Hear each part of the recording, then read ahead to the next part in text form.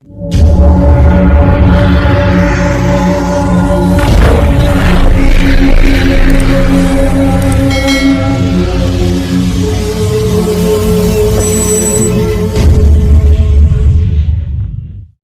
Guys, आइए आज हम लोग इस क्लास में पढ़ते हैं द्विगु समास। ये जो है कि चौथा नंबर का समास हो जाएगा, द्विगु समास। इसमें भी देखेंगे तो उत्तर पद प्रधान होता है। उत्तर पद प्रधान। इसमें एक और विशेषता होती है, पूर्व पद संख्यावाची विशेषण होता है। पूर्व पद संख्यावाची विशेषण, संख्यावाची विशेषण होता है। यानी कि जो पहला पद होता है वो किसी न किसी संख्या से परिचय कराता है, उसे हम बोलते हैं संख्यावाची विशेषण। जैसे कि एक उदाहरण हम देखते हैं, जैसे है दोपहर। दोपहर, दोपहर में देखेंगे पहला पद क्या है, दो है। ये दो क्या है, एक संख्या का बोध कराता है, अतः ये हो गया संख्यावाची विशेषण। तो इससे हम पहचान लेंगे कि ये द्विगु समास है। द्विगु समास इसमें है दोपहर में। वो अलग बात है कि जैसे कहीं कहीं, जैसे एक हम दशानन पढ़ते हैं, दशानन। दशानन, दशानन में क्या होता है कि 10 हैं आनन जिसके, इसका विग्रह होता है 10 है आनन जिसके। 10 है आनन, आनन माने होता है मुख। 10 है आनन जिसके, 10 है आनन जिसके अर्थात रावण। अर्थात रावण, 10 मुख किसके हैं, रावण के। तो यहाँ पर जो है कि ये बहुब्रीहि हो जाता है। यहाँ पे क्या हो जाता है, ये यहाँ पे 10 है, ये भी क्या है, संख्यावाची विशेषण है। लेकिन ये जो है कि किसी तीसरे पद की ओर इशारा कर रहा है, यानी कि दोनों पद प्रधान नहीं है, न ही जो है केवल उत्तर पद प्रधान है। अतः इसमें जो है कि क्या है, बहुब्रीहि है। बहुब्रीहि। तो यदि ऑप्शन में बहुब्रीहि हो तो सबसे पहले हमको बहुब्रीहि मारना है। अगर ऑप्शन में बहुब्रीहि न हो तब जो है कि हम संख्यावाची विशेषण पे जाते हैं और जो है कि लगाते हैं द्विगु पे। तो ऐसे बहुत से शब्दावली आपको मिल जाएंगे, जो है कि आगे हम बहुब्रीहि में बताएंगे कौन कौन से ऐसे शब्द हैं जो संख्यावाची विशेषण होते हुए भी पूर्व पद में बहुब्रीहि होता है। तो आइए हम देखते हैं दोपहर। दोपहर क्या है, दो पहरों का समूह। दो पहरों का समूह। दो पहरों का समूह। तो इसमें द्विगु समास में ऐसा होता है कि इसमें समूह या समाहार का बोध कराता है। किसका बोध कराता है, तो एक और यहाँ पे लाइन लिख लेंगे, समूह या अथवा समाहार का बोध कराता है। समाहार का बोध कराता है। समूह अथवा समाहार का बोध कराता है, इसका ये एक पहचान है। यहाँ पे भी समूह है, लेकिन ये समूह का अपना अलग अलग अस्तित्व नहीं है। लेकिन यहाँ पे प्रत्येक समूह का अपना अलग अलग अस्तित्व होता है।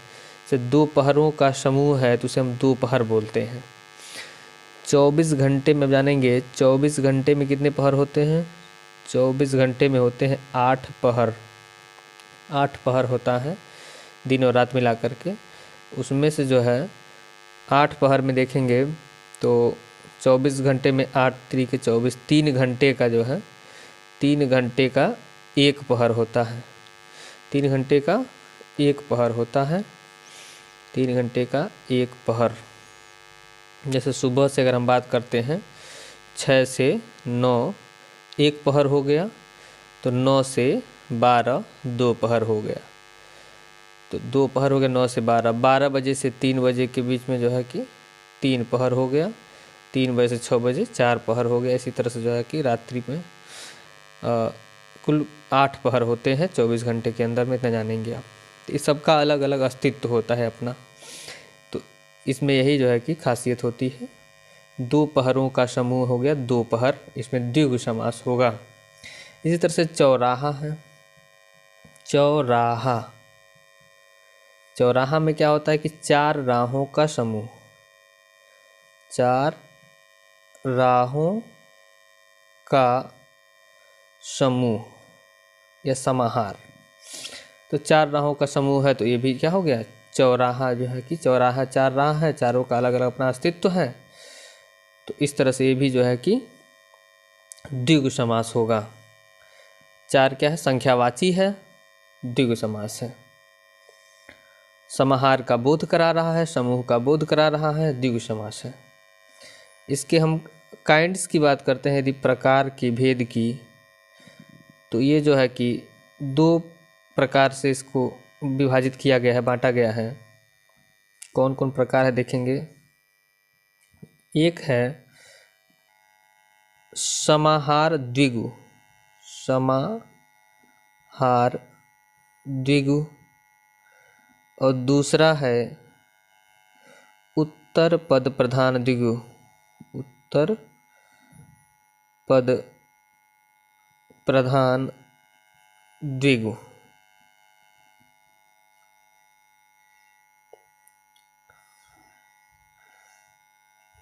जैसे समाहार द्विगु के हम उदाहरण कुछ देख लेते हैं यहाँ पे।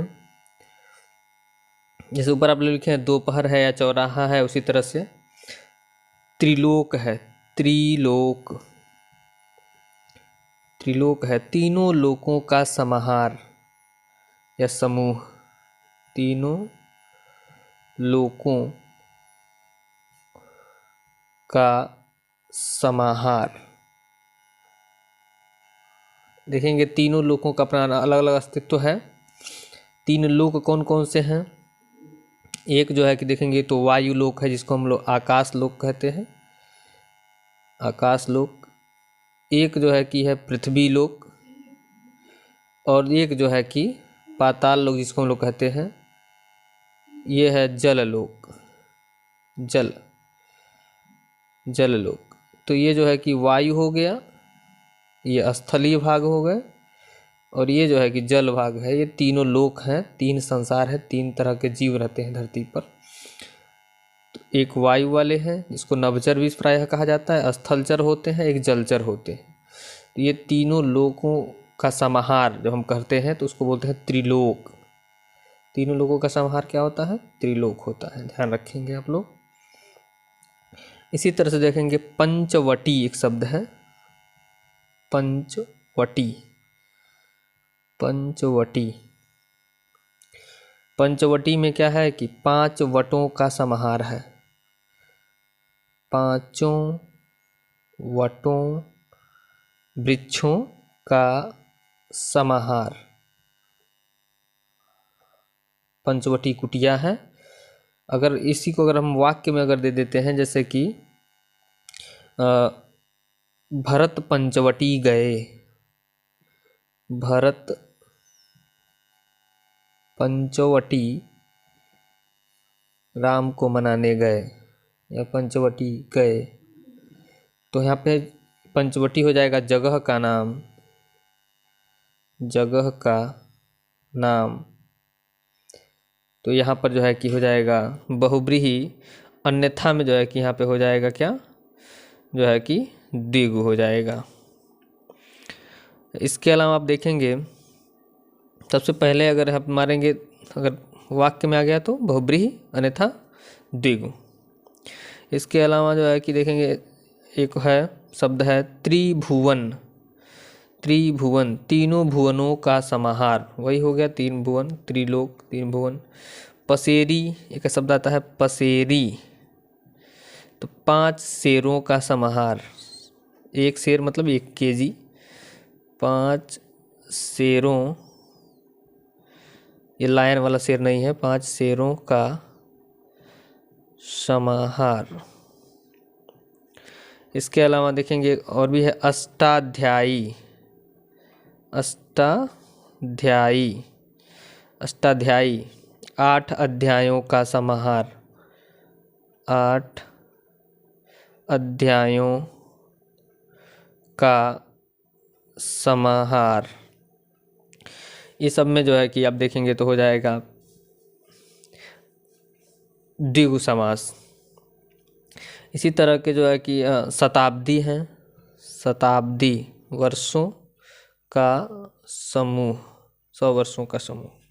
इसी तरह से आता है सतसई। सतसई, सतसई, सई माने होता है दोहा। दोहा, इसको जो है कि बोलते हैं सतसई। क्या है? 700 दोहों का समूह। 7 सईयों का समूह, यानी कि 700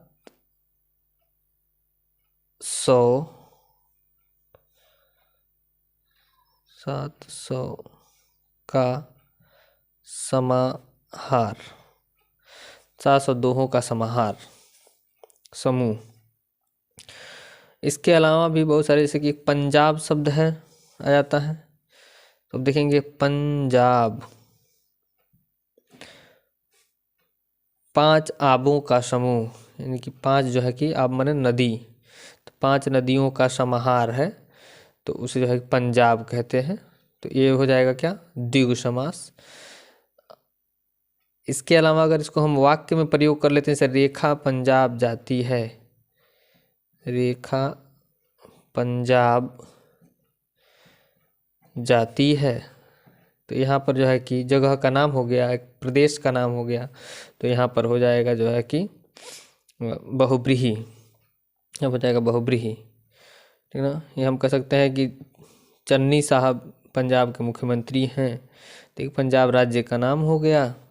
तो एक विशिष्ट नाम, विशिष्ट वस्तु या व्यक्ति का नाम की बात अगर होता है, वहाँ पे जो है कि बहुब्रीहि जो है समास हो जाता है। अन्यथा यहाँ पे अगर बहुब्रीहि न हो ऑप्शन में, तो वहाँ पे द्विगु समास होगा पंजाब में। इसी तरह से जो है कि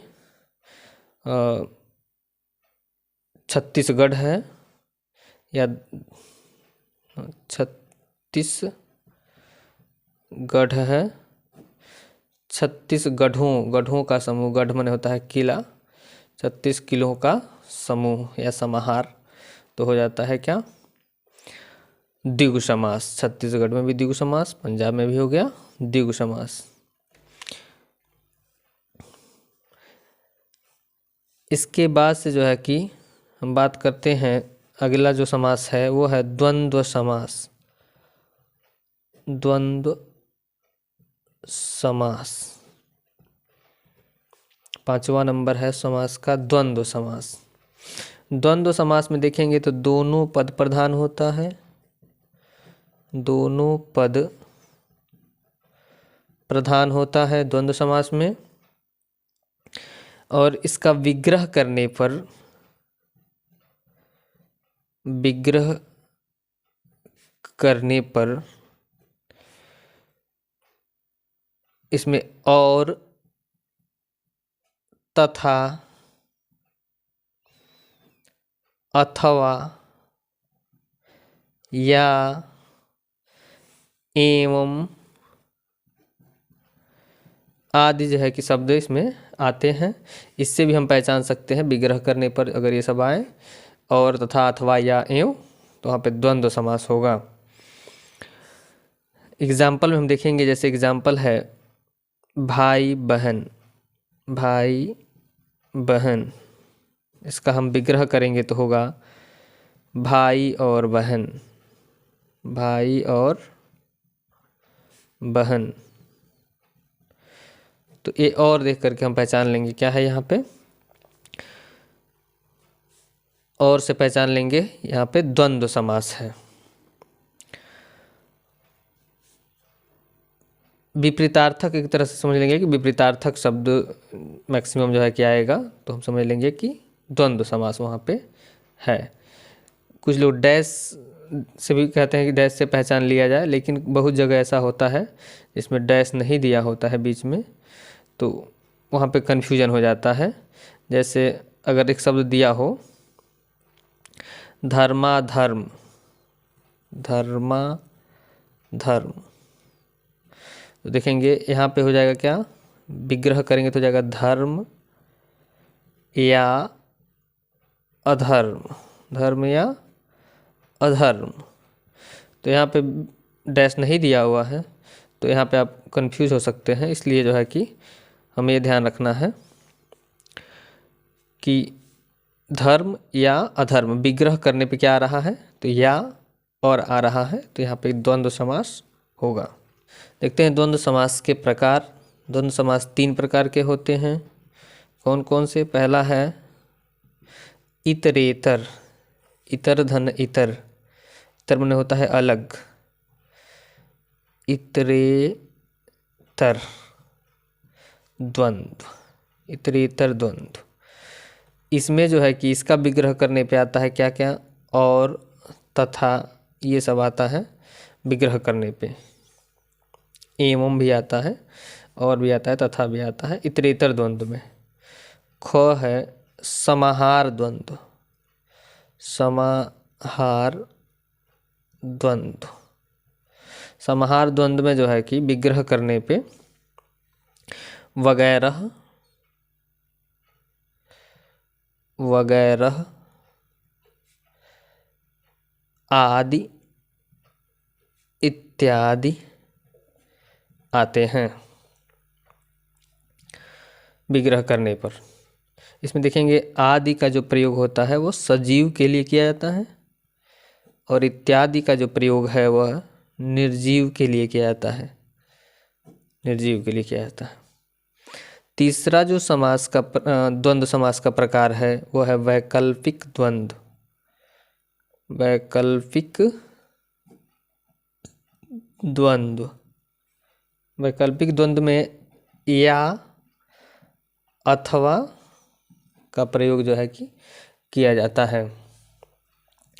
इतरेतर द्वंद्व की विशेषता क्या है कि ये अपना अपना पृथक अलग अलग अस्तित्व रखता है। पृथक अस्तित्व होता है इसमें, पृथक मीन्स होता है अलग, अलग अलग इसका अस्तित्व होता है।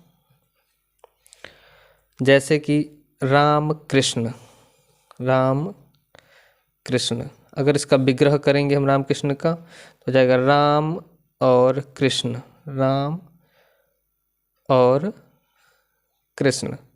देखिए अलग अलग, राम का अलग अस्तित्व है, कृष्ण का अलग अस्तित्व है, तो पृथक अस्तित्व यहाँ पे होता है। इतरेतर द्वंद्व का यह पहचान है। इसमें विग्रह करने पे और तथा तथा आता है। इसी तरह से माँ बाप है, माँ और बाप, माँ बाप, माँ और बाप है। गौरी शंकर है, गौरी शंकर, गौरी, पार्वती जी को गौरी भी कहा जाता है, तो गौरी और शंकर इसका विग्रह हो जाएगा। इस तरह से है भात दाल, भात दाल, भात और दाल। राधा कृष्ण, राधा और कृष्ण, इसका विग्रह हो जाएगा। तो ये सब आप समझ लेंगे जो है कि इतरेतर द्वंद्व का जो है उदाहरण हो जाएगा। यहाँ पे क्या होता है कि एक समूह का बोध कराता है, समूह का बोध होता है, और इसमें जो है पृथक का अस्तित्व नहीं होता है, पृथक का अस्तित्व नहीं होता है। एक साथ ही उसका अस्तित्व होगा, अलग अलग कह देंगे तो अस्तित्व नहीं होगा। जैसे उदाहरण में अगर हम कह देते हैं, यहाँ पे एक चीज़ और आप जानेंगे कि इसमें निरर्थक शब्द का भी प्रयोग किया जाता है। निरर्थक,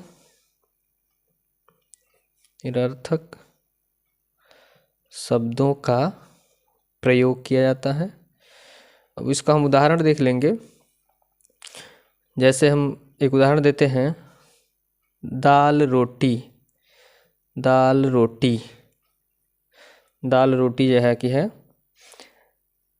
तो इसका अगर हम विग्रह करेंगे तो हो जाएगा दाल रोटी वगैरह, या दाल रोटी इत्यादि इत्यादि, दाल रोटी इत्यादि, दाल रोटी वगैरह।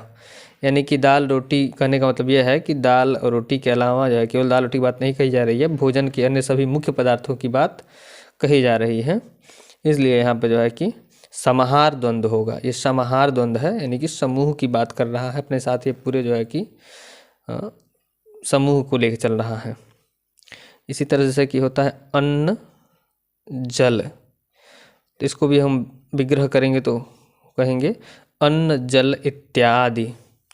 इसी तरह से है नून तेल, नून तेल, तो नून तेल इत्यादि।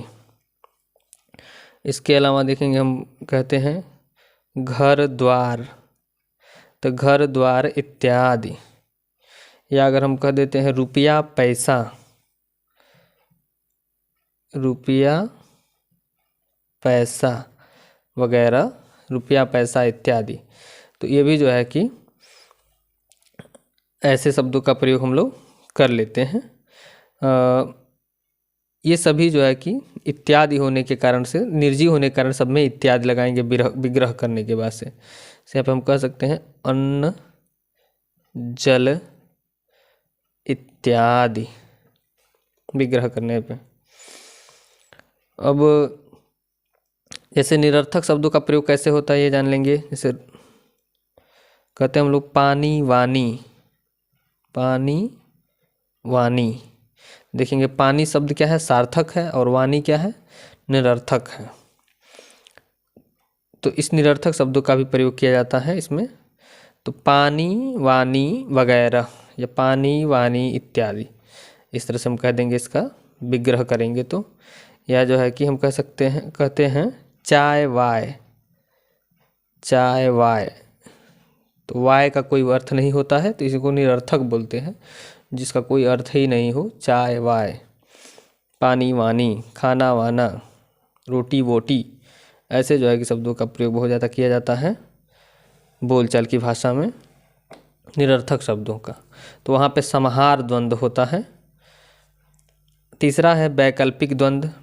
वैकल्पिक द्वंद्व में क्या होता है, विकल्प सूचक अव्यय होते हैं, विकल्प सूचक अव्यय का प्रयोग होता है, या अथवा, या और अथवा जो शब्द हैं विकल्प सूचक अव्यय है, इसका प्रयोग किया जाता है। इसके अलावा आप देखेंगे तो विपरीतार्थक जो शब्द होते हैं, विलोम शब्द इसको बोला जाता है, विपरीतार्थक, विपरीत अर्थ देने वाले शब्दों का प्रयोग इसमें होता है।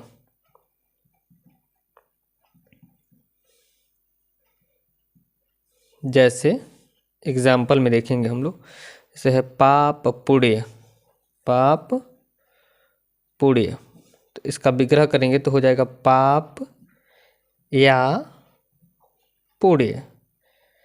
विपरीतार्थक भी है, विकल्प सूचक अव्यय भी लगा हुआ है, तो ये हो जाएगा वैकल्पिक द्वंद्व। इसी तरह से है, जैसे अपने ऊपर भी लिखा है धर्माधर्म, तो उसमें भी जो है कि हो जाएगा वैकल्पिक द्वंद्व। भला बुरा ऐसे ही आता है, भला बुरा, भला या बुरा। इस तरह होता है शीतोष्ण, शीतोष्ण, शीत या उष्ण, शीत या उष्ण। ये भी शब्दावली देखेंगे। शीतोष्ण जो शब्द है इसमें भी पहले जो है कि सबसे पहले तो ऑप्शन में द्वंद्व होगा। अगर ऑप्शन में द्वंद्व नहीं है तो बहुब्रीहि है तो बहुब्रीहि होगा। अगर द्वंद्व और बहुब्रीहि दोनों नहीं है, कर्मधारय है तो कर्मधारय को भी हम लोग मार सकते हैं शीतोष्ण में।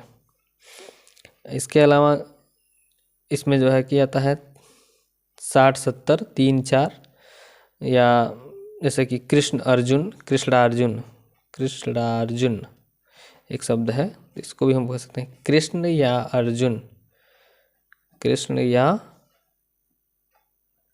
अर्जुन। तो ये जो है कि वैकल्पिक द्वंद्व के सब उदाहरण हो जाएंगे। तो द्वंद्व समास के जो है कि 3 प्रकार हैं, इतरेतर द्वंद्व, समाहार द्वंद्व, वैकल्पिक द्वंद्व, आप समझ लिए। अब हम आगे बढ़ते हैं। चलते हैं बहुब्रीहि समास जो है, छठा समास है बहुब्रीहि समास। बहुब्रीहि समास, बहुब्रीहि, मात्रा का ध्यान रखेंगे लिखते समय। बहुब्रीहि समास में क्या होता है, दोनों पद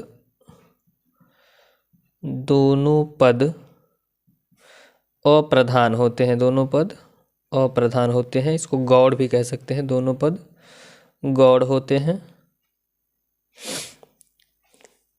किसी तीसरे की ओर संकेत करता है। जैसे जो है कि उदाहरण के रूप में हम देखते हैं, इसका जो पासवर्ड है या इसका कहेंगे कि पहचान चिन्ह है, विग्रह करने पे आता है जिसका, है जिसकी, है जिसके। इस तरह के जो है कि विग्रह करने पे इसका आता है जिसके का प्रयोग किया जाता है। उदाहरण में हम देख लेंगे, उदाहरण में जैसे है नीलकंठ, नीलकंठ, नीला है कंठ जिसका। उदाहरण जब इसका करेंगे तो नील है या नीला है कंठ जिसका, नीला है कंठ जिसका। अर्थात किसको कहा गया है, शिव जी को कहा गया है, शिव शंभु शंकर भगवान को कहा गया है। नीलकंठ भी कहा जाता है, महादेव। तो नील है कंठ जिसका अर्थात शिव, तो तीसरे की ओर इशारा कर रहा है, यानी बहुब्रीहि समास है, ध्यान रखेंगे। इसके अलावा जो है कि चक्रपाणि, चक्रपाणि, पाणि मतलब होता है हाथ, तो चक्र है हाथ में जिसके, चक्र है हाथ या पाणि जिसके, है जिसके, चक्र है हाथ जिसके, या चक्र हाथ है जिसके। अर्थात कौन है, विष्णु भगवान। इसमें देखेंगे ज़्यादातर जो है कि देवी और देवता, ईश्वर आदि की जो है कि इसमें पर्याय आते हैं। इससे भी हम पहचान लेते हैं कि यहाँ पे बहुब्रीहि समास होगा। जैसे लंबोदर, लंबोदर, लंबा है उदर जिसका, लंबा उदर है जिसका। देखिए लंबा उदर, उदर माने पेट, जिसका पेट क्या है, लंबा है। अर्थात लंबोदर किसे कहते हैं, गणेश जी को। तो ये हो जाए। एक दंत भी इन्हीं को कहा जाता है, एक दंत है जिनके, है जिनके अर्थात एक दंत। तो इस तरह के जो है कि आ जाएंगे। गजानन भी इन्हीं को कहा जाता है, गजानन, गज है गज है आनन जिसके, आनन, गजानन। इसका हम विग्रह करते हैं, लिखेंगे गज है आनन, गज आनन है जिसका। आनन माने होता है मुख, अर्थात जिसका मुख कैसा है, गज के मुख के जैसा है, अर्थात गणेश। तो भी जो है कि इन्हीं को कहा गया है गजानन। इसके अलावा और अन्य भी बहुत से शब्द आते हैं, जैसे आता है चतुरानन,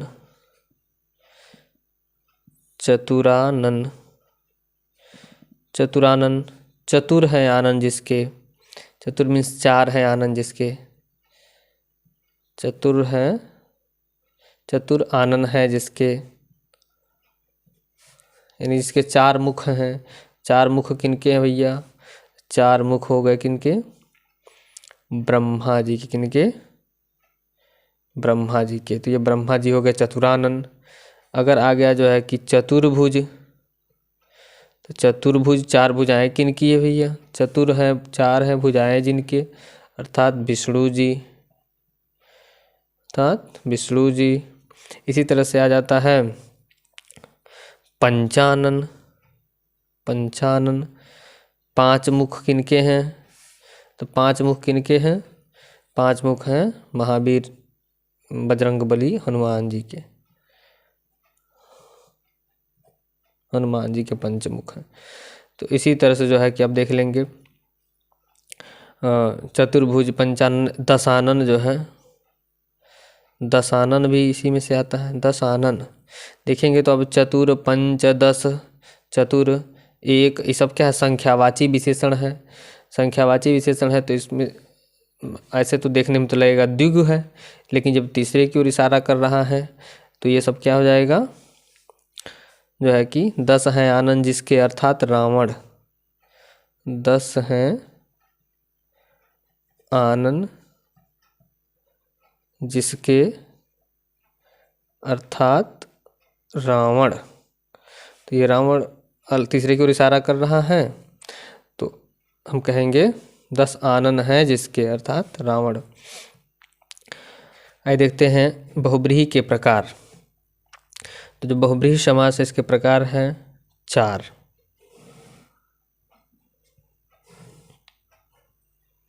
मुख्य रूप से इसके कितने प्रकार हैं? 4। कौन कौन से एक हैं? एक है समानाधिकरण।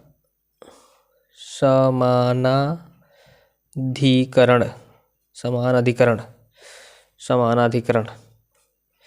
दूसरा है व्यधिकरण, व्यधिकरण। और तीसरा है तुल्य योग, तुल्य योग।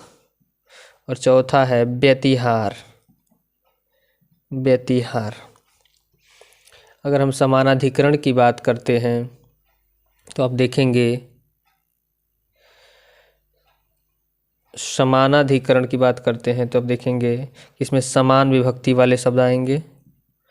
समान विभक्ति वाले शब्द आएंगे, जैसे जितेंद्रिय एक शब्द है, जितेंद्रिय, जितेंद्रिय। इंद्रियों को जीतने वाला, यानी जीती गई इंद्रियां हैं जिसके द्वारा, इसका विग्रह होगा जीती गई इंद्रियां हैं जिसके द्वारा, तो उसको हम बोलते हैं जितेंद्रिय। या जो है कि हम बोलेंगे निर्धन, निर्धन। निर्गत है धन जिससे, निर्गत है धन जिससे। तो ये जो दोनों देखेंगे, इसमें जो है कि समान विभक्ति होने के कारण से जो है कि ये समानाधिकरण है। व्यधिकरण किसे कहते हैं? इसमें असमान विभक्ति होता है, असमान विभक्ति वाले जो होते हैं, जैसे अतः शूलपाणी, शूलपाणी, शूल है हाथ में जिसके। या वीणा पाणी, वीणा है हाथ में जिसके, अर्थात सरस्वती जी। वीणा पाणी अर्थात सरस्वती जी, वीणा पाणी। इसके अलावा जो है देखेंगे तुल्य योग में क्या है पहचान, कि इसका पहला पद जो है, पहला पद सहबोधक है, सहबोधक। जैसे सबल, सबल विग्रह करने पे आएगा जो बल के साथ है वह, जो बल के साथ है वह। अब देखेंगे स है, स मन साथ, बल के साथ, सबल। तो पहला पद जो है कि सबोधक होगा, सहबोधक होगा, तुल्य योग जो है कि बहुब्रीहि हो जाएगा। इसी तरह से सदेह है, सदेह, देह है जो देह के साथ है वह सदेह। इसी तरह से सपरिवार है, सपरिवार जो परिवार के साथ है वह। या सचेत है जो चेतना के साथ है, सचेत। अब हम बात करते हैं जो है कि व्यतिहार की। तो व्यतिहार में क्या होता है, घात प्रतिघात सूचक है ये, घात प्रतिघात सूचक। घात प्रतिघात सूचक जो है कि शब्दावली इसमें आते हैं। जैसे उदाहरण में हम देखेंगे यहाँ पे, जैसे मुक्का मुक्की, मुक्का मुक्की, ये सब क्या है, व्यतिहार बहुब्रीहि समास है। या जो है कि बाता बाती, बाता बाती, या कहेंगे मारा मारी, मारा मारी, या कहेंगे लाठा लाठी। ऐसे जो है घात प्रतिघात शब्दावली जहाँ पे आएंगे हम कहेंगे कि व्यतिहार जो है कि व्यतिहार बहुब्रीहि है। जहाँ पे सहबोधक आएंगे वहाँ पे तुल्य योग है। असमान विभक्ति वाले जहाँ पे आएंगे, जैसे शूलपाणी वीणापाणी है, तो व्यधिकरण है। और जो है कि जहाँ पे समान विभक्ति आएंगे वहाँ पे समानाधिकरण है। एक होता है जो है कि देखेंगे आप, तो प्रादि बहुब्रीहि, प्रादि बहुब्रीहि, यही बहुत बार पूछा जाता है एग्जाम में। इसमें पूर्व पद में क्या होगा, उपसर्ग होगा, पहचान के लिए लिख लेंगे। पूर्व पद में उपसर्ग होगा। जैसे कु है, कुरूप, कुरूप में देखेंगे कु क्या है, उपसर्ग है। कु उपसर्ग होने की वजह से जो है कि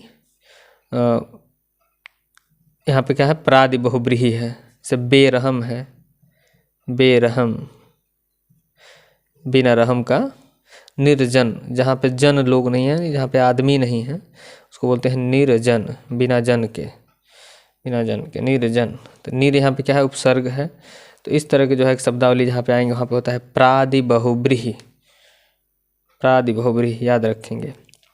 कुछ जैसे कि जो विशेष बातें हैं इस पूरे में, जैसे कि कुछ ऐसे शब्द आ जाते हैं, जैसे चतुर्भुज आ जाता है, वो चतुर्भुज, चतुर्भुज, चतुर्भुज में जो है कि ऐसे तो चतुर्भुज हम किसको बोलते हैं, चार है भुजाएं जिसकी, अर्थात विष्णु। तो यहाँ पे हो गया बहुब्रीहि, यहाँ पे क्या हो गया, बहुब्रीहि।